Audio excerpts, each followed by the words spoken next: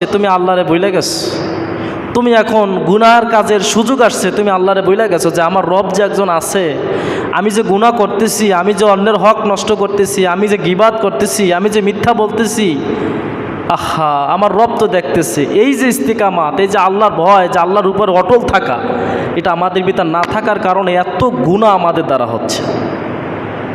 যদি আমার ভিতর সেই একই বিশ্বাস নিয়ে থাকতাম সবসময় যে না, আমার রব যেহেতু ওয়াদা দিছে আমাকে আখেরাতে মহাসম্মানিত করবে, অবশ্যই আমার আখেরাতে সম্মানিত করবে, তাতে কোনো সন্দেহ নাই, এই বিশ্বাস, এই ইয়াকিন যদি রাখতে পারি, তাহলে আল্লাহ তাআলা বলেন ওই জিন্দেগি আমি চাই,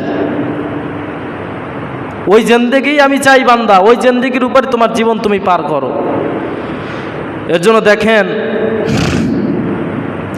ফুতুহুস শাম গ্রন্থে হযরত জিয়ার ইবনে আজওয়ারি রাদিয়াল্লাহু তাআলা আনহুর কয়েকটা ঘটনা আসছে। তিনি বলছেন তিনি একবার যুদ্ধের ময়দানে গিয়েছিলেন, তো অনেকক্ষণ প্রায় 7-8 ঘন্টা একাধারে তিনি যুদ্ধ করছেন।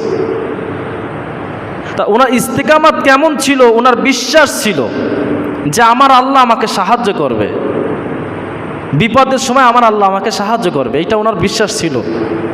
যুদ্ধ করতে করতে করতে করতে এমন একটা পর্যায়ে আসছে যে ওনার সেই ঘোড়া দুর্বল হয়ে গেছে, শত্রুদের সঙ্গে এখন আর যুদ্ধ করতে পারতেছে না, ঘোড়া বসে গেছে।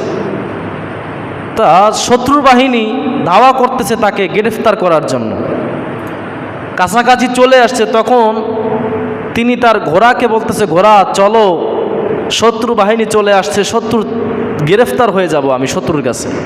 কিন্তু